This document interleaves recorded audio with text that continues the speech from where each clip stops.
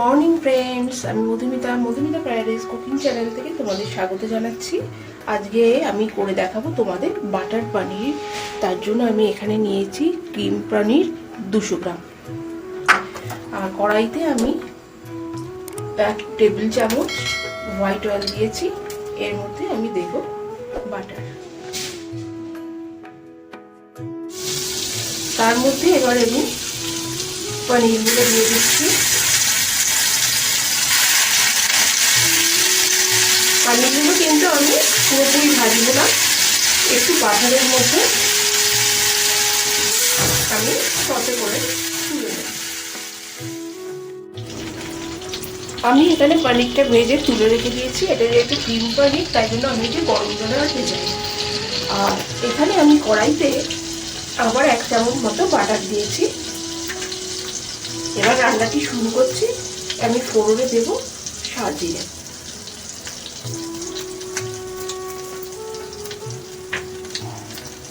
আমি যেহেতু বাটার পনিরটা পুরোই এটা নিরামিষ রান্না করছি, তাই আমি এখানে নিয়েছি আদা বাটা। সাজিরাটা থেকে ভালো গন্ধ বেরোলেই আমি আদা বাটা দেব পরিমাণ মতো।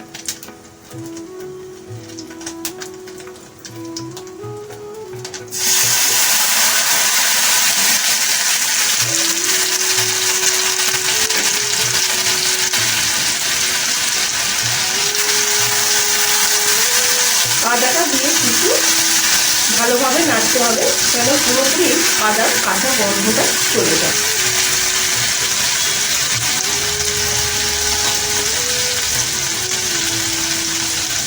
আমি দেব খুব সামান্য পরিমাণে হলুদ গুঁড়ো,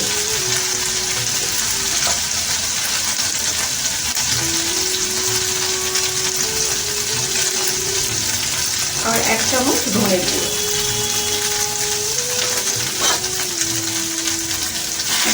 দিয়ে আমি এটি ভালোভাবে এখন নাড়ব। এরপরে এর মধ্যে আমি দেব সামান্য পরিমাণে কাশ্মীরি লঙ্কার গুঁড়ো, খুবই সামান্য। বাটার পনিরে যেহেতু ঝাল হয় না, তার জন্য এর মধ্যে আমি দিচ্ছি গোলমরিচ গুঁড়ো 1 চামচ।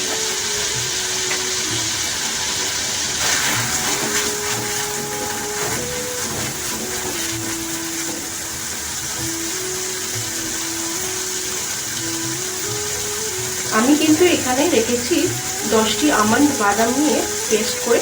এবার সেই বাদামের পেস্টটি আমি এর মধ্যে দিয়ে দেব।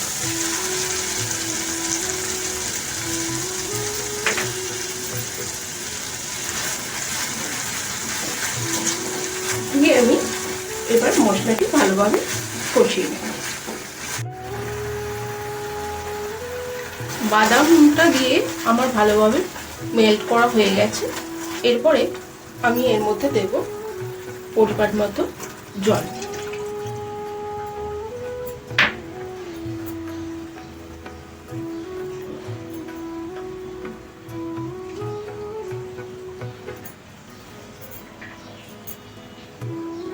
তারপরে এখানে যে আমি পনিরগুলো রেখেছি ভেজে, সেই পনিরগুলো এর মধ্যে মিশিয়ে দেব।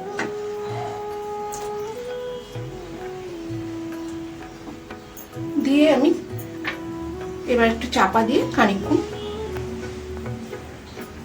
এটি হতে দেব। তারপরে আমি দেখাচ্ছি কি করব। এরপরে আমি এর মধ্যে মিশিয়ে দেব পরিমাণ মতো নুন।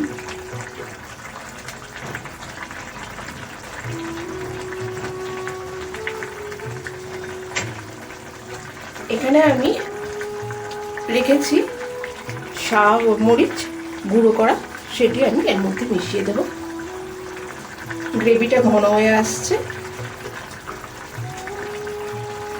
এরপরে দেব পরিমাণ মতো চিনি। যেহেতু এটা একটি নিরামিষ রান্না,